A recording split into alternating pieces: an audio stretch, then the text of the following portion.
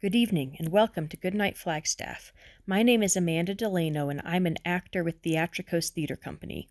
Thank you for tuning in to our community story time. You can find a new chapter from one of our favorite family-friendly books at 8 p.m. each weeknight on the Literacy Center's YouTube channel and on Crater Radio, a local online radio station. The previous chapters you played on Crater Radio each weeknight at about 7:30, just before the new chapter airs. You can also listen to all previous Goodnight Flagstaff recordings on YouTube. We are currently reading The Return of the King by J.R.R. Tolkein. If you'd like to check it out to read along with us at home, it is available at the library. Check one out today with your Coconino County Library card. Please email us if you'd like to join our team of readers and connect with your community through stories. All ages welcome. Our email is goodnightflagstaff@gmail.com. Last time we read together, we remembered all that the Fellowship of the Ring had been through in both the Fellowship of the Ring and the Two Towers. Then we followed Pippin and Gandalf to Minas Tirith, a great and magnificent city of old with walls and gates and 7 levels of stone. Gandalf tried to tell Pippin of Gondor's history, but he was worn out from all their riding. Let's hope he doesn't make a mistake before Lord Denethor. Chapter 1, Part 2, Minas Tirith. The door opened, but no one could be seen to open it. Pippin looked into a great hall. It was lit by deep windows in the wide aisles at either side, beyond the rows of tall pillars that upheld the roof. Monoliths of black marble, they rose to great capitals carved in many strange figures of beasts and leaves, and far above in shadow the wide vaulting gleamed with dull gold, inset with flowing traceries of many colors. No hangings nor storied webs, nor any things of woven stuff or of wood, were to be seen in that long solemn hall. But between the pillars there stood a silent company of tall images graven in cold stone. Suddenly Pippin was reminded of the hewn rocks of Argonath, and awe fell on him as he looked down that avenue of kings long dead. At the far end, upon a dais of many steps, was set a high throne under a canopy of marbled shapes like a crowned helm. Behind it was carved upon the wall and set with gems an image of a tree in flower. But the throne was empty. At the foot of the dais, upon the lowest step, which was broad and deep, there was a stone chair, black and unadorned, and on it sat an old man gazing at his lap. In his hand was a white rod with a golden knob. He did not look up. Solemnly they paced the long floor towards him, until they stood 3 paces from his footstool. Then Gandalf spoke. "Hail, Lord and Steward of Minas Tirith, Denethor, son of Ecthelion. I am come with counsel and tidings in this dark hour." Then the old man looked up. Pippin saw his carven face with its proud bones and skin like ivory, and the long curved nose between the dark, deep eyes, and he was reminded not so much of Boromir as of Aragorn. "Deep indeed is the hour," said the old man, "and at such times you are wont to come, Mithrandir. But through all the signs forebode that the doom of Gondor is drawing nigh. Less now to me is that darkness than my own darkness. It has been told to me that you bring with you one who saw my son die. Is this he?" "It is," said Gandalf. "One of the twain. The other's with Theoden of Rohan, and may come hereafter. Halflings they are, as you see, yet this is not he of whom the omens spoke." "Yet a halfling still," said Denethor grimly, "and little love do I bear the name, since those accursed words came to trouble our counsels, and drew away my son on the wild errand to his death. My Boromir, now we have need of you. Faramir should have gone in his stead." "He would have gone," said Gandalf. "Be not unjust in your grief. Boromir claimed the errand and would not suffer any other to have it. He was a masterful man, and one to take what he desired.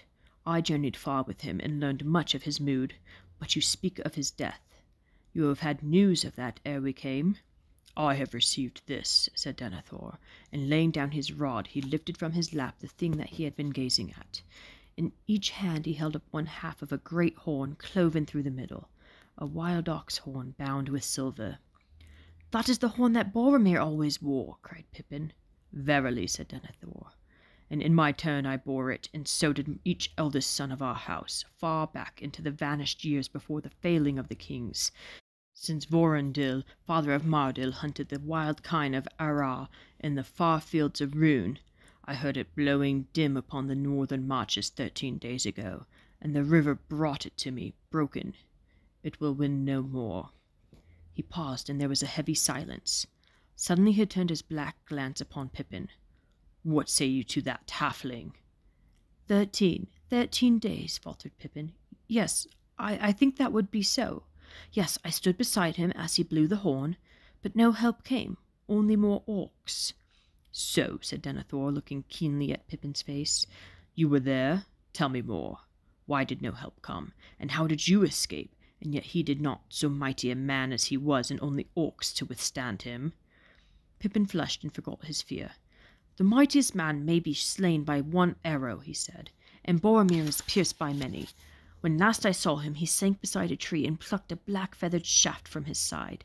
Then I swooned and was made captive. I saw him no more, and know no more, but I honor his memory, for he was very valiant. He died to save us, my kinsman Meriadoc and myself, waylaid in the woods by the soldiery of the Dark Lord, and though he fell and failed, my gratitude is none the less." Then Pippin looked the old man in the eye, for pride stirred strangely within him, still stung by the scorn and suspicion in that cold voice. "Little service, no doubt, will so great a lord of men think to find in a hobbit, a halfling from the northern shire, yet such as it is, I will offer it in payment of my debt." Twitching aside his grey cloak, Pippin drew forth his small sword and laid it at Denethor's feet. A pale smile, like a gleam of cold sun on a winter's evening, passed over the old man's face, but he bent his head and held out his hand, laying the shards of the horn aside. "Give me the weapon," he said. Pippin lifted it and presented the hilt to him. "Whence came this?" said Denethor. "Many, many years lie on it. Surely this is a blade wrought by our own kindred in the north in the deep past." "It came out of the mounds that lie on the borders of my country," said Pippin, "but only evil wights dwell there now, and I will not willingly tell more of them." "I see that strange tales are woven about you," said Denethor, "and once again it is shown that looks may belie the man, or the halfling. I accept your service, for you are not daunted by words, and you have courteous speech, strange though the sound of it may be to us in the south. And we shall have need of all folk of courtesy, be they great or small, in the days to come. Swear to me now." "Take the hilt," said Gandalf, "and speak after the Lord, if you are resolved on this." "I am," said Pippin. The old man laid the sword along his lap, and Pippin put his hand on the hilt and said slowly after Denethor, "Here do I swear fealty and service to Gondor, and to the Lord and Steward of the realm, to speak and to be silent, to do and to let be, to come and to go, in need or plenty, in peace or war, in living or dying, from this hour henceforth, until my Lord release me, or death take me, or the world end. So say I, Peregrine, son of Paladin, of the Shire of the Halflings." "And this do I hear, Denethor, son of Ecthelion, Lord of Gondor, Steward of the High King, and I will not forget it, nor fail to reward that which is given. Fealty with love, valor with honor, oath-breaking with vengeance." Then Pippin received back his sword and put it in his sheath. "And now," said Denethor, "my first command to you, speak and be not silent. Tell me your full tale, and see that you recall all that you can of Boromir, my son. Sit now, and begin." As he spoke, he struck a small silver gong that stood near his footstool, and at once servants came forward. Pippin saw then that they had been standing in alcoves on either side of the door, unseen as he and Gandalf entered. "Bring wine and food and seats for the guests," said Denethor, "and see that none trouble us for 1 hour." "It is all that I have to spare, for there is much else to heed," he said to Gandalf. "Much of more import, it may seem, and yet to me less pressing. But maybe we can speak again at the end of the day." "And earlier, if it is to be hoped," said Gandalf, "for I have not ridden hither from Isengard 150 leagues with the speed of wind, only to bring you one small warrior, however courteous. Is it not to you that Theoden has fought a great battle, and that Isengard is overthrown, and that I have broken the staff of Saruman?" "It is much to me, but I know already sufficient of these deeds for my own counsel against the menace of the East." He turned his dark eyes on Gandalf, and now Pippin saw a likeness between the two, and he felt the strain between them, almost as if he saw a line of smouldering fire drawn from eye to eye that might suddenly burst into flame. Denethor looked indeed much more like a great wizard than Gandalf did, more kingly, beautiful, and powerful, and older. Yet by a sense other than sight, Pippin perceived that Gandalf had the greater power and the deeper wisdom and a majesty that was veiled. And he was older, far older. How much older, he wondered, and then he thought how odd it was that he had never thought about it before. Treebird had said something about wizards, but even then he had not thought of Gandalf as one of them. What was Gandalf? In what far time and place did he come into the world, and when would he leave it? And when his musings broke off, and he saw that Denethor and Gandalf still looked each other in the eye, as if reading the other's mind. But it was Denethor who first withdrew his gaze. "Yea," he said, "for though the stones be lost, they say, still the lords of Gondor have keener sight than lesser men, and many messages come to them. But sit now." Then men came bearing a chair and a low stool, and one brought a salver with a silver flagon and cups, and white cakes. Pippin sat down, but he could not take his eyes from the old lord. Was it so, or had he only imagined it, that as he spoke of the stones a sudden gleam of his eye glanced upon Pippin's face? "Now tell me your tale, my liege," said Denethor, half kindly, half mockingly, "for the words of one whom my son so befriended will be welcome indeed." Pippin never forgot that hour in the great hall under the piercing eye of the Lord of Gondor, stabbed ever and anon by his shrewd questions, and all the while conscious of Gandalf at his side, watching and listening, and, so Pippin felt, holding in check a rising wrath and impatience. When the hour was over and Denethor again rang the gong, Pippin felt worn out. "It cannot be more than 9 o'clock," he thought. "I could now eat 3 breakfasts on end." "Lead the Lord Mithrandir to the housing prepared for him," said Denethor, "and his companion may lodge with him for the present, if he will. But be it known that I have now sworn him to my service, and he shall be known as Peregrine, son of Paladin, and taught the lesser passwords. Send word to the captains that they shall wait on me here as soon as may be after the 3rd hour has rung. And you, my Lord Mithrandir, shall come too, as and when you will. None shall hinder your coming to me at any time, save only in my brief hours of sleep. Let your wrath at an old man's folly run off, and then return to my comfort." "Folly?" said Gandalf. "Nay, my lord, when you are a dotard, you will die. You can use even your grief as a cloak. Do you think that I do not understand your purpose in questioning for an hour one who knows the least, while I sit by?" "If you understand it, then be content," returned Denethor. "Pride would be folly that disdained help and counsel at need, but you deal out such gifts according to your own designs. Yet the Lord of Gondor is not to be made the tool of other men's purposes, however worthy. And to him there is no purpose higher in the world as it now stands than the good of Gondor, and the rule of Gondor, my lord, is mine and no other man's, unless the king should come again." "Unless the king should come again," said Gandalf. "Well, my lord steward, it is your task to keep some kingdom still against that event, which few now look to see. In that task you shall have all the aid that you are pleased to ask for. But I will say this, the rule of no realm is mine, neither of Gondor nor any other, great or small. But all worthy things that are in peril as the world now stands, those are my care. And for my part, I shall not wholly fail of my task, though Gondor should perish. If anything passes through this night that can still grow fair or bear fruit and flower again in days to come. For I also am a steward. Did you not know?" And with that he turned and strode from the hall with Pippin running at his side. Gandalf did not look at Pippin nor speak a word to him as they went. Their guide brought them from the doors of the hall and then led them across the court of the fountain into a lane between tall buildings of stone. After several turns they came to a house close to the wall of the citadel upon the north side, not far from the shoulder that linked the hill with the mountain. Within, upon the first floor above the street, up a wide carven stair, he showed them to a fair room, light and airy, with goodly hangings of dull gold sheen unfigured.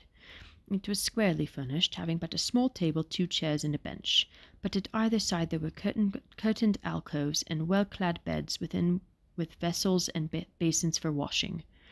There were 3 high narrow windows that looked northward over the great curve of Anduin, still shrouded in mists, towards the Emyn Muil and Rauros far away.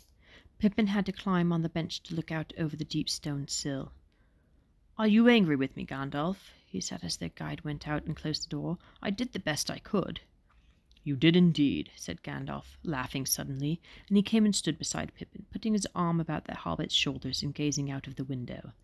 Pippin glanced in some wonder at the face now close beside his own, for the sound of that laugh had been gay and merry. Yet in the wizard's face he saw at first only lines of care and sorrow, though as he looked more intently he perceived that under all there was a great joy, a fountain of mirth enough to set a kingdom laughing were it to gush forward. "Indeed you did your best," said the wizard, "and I hope that it may be long before you find yourself in such a tight corner again between two such terrible old men. Still, the Lord of Gondor learned more from you than you may have guessed, Pippin. You could not hide the fact that Boromir did not lead the company from Moria, and that there was one among you of high honor who was coming to Minas Tirith, and that he had a famous sword. Men think much about the stories of old days in Gondor, and Denethor has given long thought on the rhyme into the words Isildur's bane since Boromir went away. He is not as other men of his time, Pippin, and whatever be his descent from father to son, by some chance the blood of Westernesse runs nearly true in him, as it does in his other son Faramir, and yet did not in Boromir whom he loved best. He has long sight, he can perceive, if he bends his will thither, much of what is passing in the minds of men, even of those that dwell far off. It is difficult to deceive him, and dangerous to try. Remember that, for you are now sworn to his service. I do not know what put it into your head or your heart to do that, but it was well done. I did not hinder it, for generous deeds should not be checked by cold counsel. It touched his heart as well, may I say it, as pleasing his humour, and at least you are free now to move about as you will in Minas Tirith, when you are not on duty, for there is another side to it. You are at his command, and he will not forget. Be wary still." He fell silent and sighed. "Well, no need to brood on what tomorrow may bring. For one thing, tomorrow will be certain to bring worse than today for many days to come, and there is nothing more that I can do to help it. The board is set and the pieces are moving. One piece that I greatly desire to find is Faramir, now the heir of Denethor. I do not think that he is in the city, but I have had no time to gather news. I must go, Pippin. I must go to this Lord's council and learn what I can. But the enemy has the move, and he is about to open his full game, and pawns are likely to see as much of it as any. Peregrine, son of Paladin, soldier of Gondor, sharpen your blade." Gandalf went to the door, and then he turned. "I am in haste, Pippin," he said. "Do me a favor when you go out. Even before you rest, if you are not too weary, go and find Shadowfax and see how he is housed. These people are kindly to beasts, for they are a good and wise folk, but they have less skill with horses than some." With that Gandalf went out, and as he did so, there came the note of a clear sweet bell ringing in a tower of the citadel. 3 strokes it rang, like silver in the air, and ceased, the 3rd hour from the rising of the sun. After a minute Pippin went to the door and down the stairs and looked about the street. The sun was now shining warm and bright, and the towers and tall houses cast long, clear-cut shadows westward. High in the blue air Mount Mindolluin lifted its white helm and snowy cloak. Armed men went to and fro in the ways of the city, as if going at the striking of the hour to changes of post and duty. 9 o'clock we'd call it in the Shire, said Pippin aloud to himself. Just the time for a nice breakfast by the open window in spring sunshine. And how I should like breakfast. Do these people even have it, or is it over? And when do they have dinner, and where? Presently he noticed a man, clad in black and white, coming along the narrow street from the centre of the citadel towards him. Pippin felt lonely and made up his mind to speak as the man passed, but he had no need. The man came straight up to him. "You are Peregrine the Halfling," he said. "I am told that you have been sworn to the service of the lord of this city. Welcome." He held out his hand, and Pippin took it. "I am named Beregond, son of Baranor. I have no duty this morning, and I have been sent to you to teach you the passwords, and to tell you some of the many things that no doubt you will wish to know. And for my part, I would learn of you also, for never before have we seen a halfling in this land, and though we have heard rumour of them, little is said of them in any tale that we know. Moreover, you are a friend of Mithrandir. Do you know him well?" "Well," said Pippin, "I have known of him all my short life, as you might say, and lately I have travelled far with him. But there is much to read in that book, and I cannot claim to have seen more than a page or two. Yet perhaps I know him as well as any but a few. Aragorn was the only one of our company, I think, who really knew him." "Aragorn?" said Beregond. "Who is he?" "Oh," stammered Pippin, "he was a man who went about with us. I think he is in Rohan now." "You have been in Rohan, I hear. There is much that I would ask you of that land also, for we put much of what little hope we have in its people. But I am forgetting my errand, which was first to answer what you would ask. What would you know, Master Peregrine?" Well," said Pippin, "if I may venture to say so, rather a burning question in my mind at present is, well, what about breakfast and all that? I mean, what are the meal times, if you understand me, and where is the dining room, if there is one, and the inns? I looked, but never a one could I see as we rode up, though I had been borne up by the hope of a draught of ale as soon as we came to the homes of wise and courtly men." Beregond looked at him gravely. "An old campaigner, I see," he said. "They say that men who go warring afield look ever to the next hope of food and of drink, though I am not a travelled man myself. Then you have not yet eaten to-day?" "Well, yes, to speak in courtesy, yes," said Pippin, "but no more than a cup of wine and a white cake or two by the kindness of your lord. But he racked me for it with an hour of questions, and that is hungry work." Beregond laughed. "At the table small men may do the greater deeds, we say. But you have broken your fast as well as any man in the citadel, and with great honour. This is a fortress and a tower of guard, and is now in posture of war. We rise ere the sun, and take a morsel in the grey light, and go to our duties at the opening hour. But do not despair." He laughed again, seeing the dismay in Pippin's face. "Those who have had heavy duty take somewhat to refresh their strength in the mid-morning. Then there is the nuncheon at noon, or after as duties allow, and men gather for the day meal, and much mirth as there still may be about the hour of sunset. Come, we will walk a little, and then go find us some refreshment, and eat and drink on the battlement, and survey the fair morning." "One moment," said Pippin, blushing. "Greed or hunger, by your courtesy, put it out of my mind, but Gandalf, Mithrandir as you call him, asked me to see to his horse, Shadowfax, a great steed of Rohan, and the apple of the king's eye, I am told, though he has given him to Mithrandir for his services.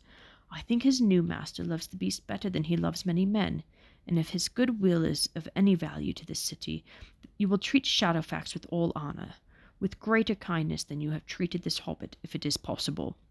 "Hobbit," said Beregond. "That is what we call ourselves," said Pippin. "I am glad to learn it," said Beregond, "for now I may say that strange accents do not mar fair speech, and hobbits are a fair-spoken folk. But come, you shall make me acquainted with this good horse. I love beasts, and we see them seldom in this stony city, for my people came from the mountain vales, and before that from Ithilien. But fear not, the visit shall be short, a mere call of courtesy, and we will go thence to the butteries." Pippin found that Shadowfax had been well housed and tended, for in the sixth circle, outside the walls of the citadel, there were some fair stables where a few swift horses were kept, hard by the lodgings of the errand riders of the lord, messengers always ready to go at the urgent command of Denethor or his chief captains. But now all the horses and the riders were out and away. Shadowfax whinnied as Pippin entered the stable and turned his head. "Good morning," said Pippin. "Gandalf will come as soon as he may. He is busy, but he sends greetings, and I am to see that all is well with you, and you resting, I hope, after your long labours." Shadowfax tossed his head and stamped, but he allowed Beregond to handle his head gently and stroke his great flanks. "He looks as if he was spoiling for a race, and not newly come from a great journey," said Beregond. "How strong and proud he is! Where is his harness? It should be rich and fair." "None is rich and fair enough for him," said Pippin. "He will have none. If he will consent to bear you he does, and if not, well, no bit, bridle, whip, or thong will tame him. Farewell, Shadowfax. Have patience. Battle is coming." Shadowfax lifted up his head and neighed, so that the stable shook and they covered their ears. Then they took their leave, seeing that the manger was well filled. "And now for our manger," said Beregond, and he led Pippin back to the citadel, and so to a door on the north side of the great tower. There they went down a long, cool stair with a wide alley lit with lamps. There were hatches in the walls at the side, and one of these was open. "This is the storehouse and buttery of my company of the guard," said Beregond. "Greetings, Targon," he called through the hatch.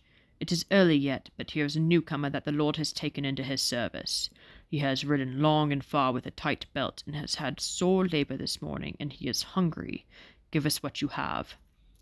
They got their bread and butter and cheese and apples, the last of the winter store, wrinkled but sound and sweet, and a leather flagon of new-drawn ale, and wooden platters and cups. They put all into a wicker basket and climbed back into the sun, and Beregond brought Pippin to a place at the east end of the great out-thrust battlement, where there was an embrasure in the walls with a stone seat beneath the sill. From there they could look out on the morning over the world. They ate and drank, and they talked now of Gondor and its ways and customs, now of the Shire and the strange countries that Pippin had seen. And even as they talked, Beregond was more amazed, and looked with greater wonder at the hobbit, swinging his short legs as he sat on the seat, or standing tiptoe upon it to peer over the sill at the lands below.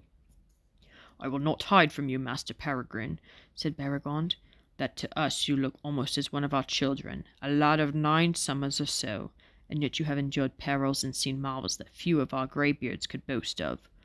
I thought it was the whim of our Lord to take him a noble page, after the manner of the kings of old, they say, but I see that it is not so, and you must pardon my foolishness."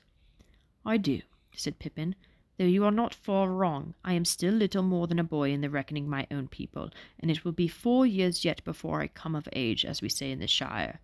But do not bother about me. Come and look and tell me what I can see." Thank you for tuning in. Join us next time for the rest of Chapter 1 in Book 5 of The Return of the King. Good night, Flagstaff.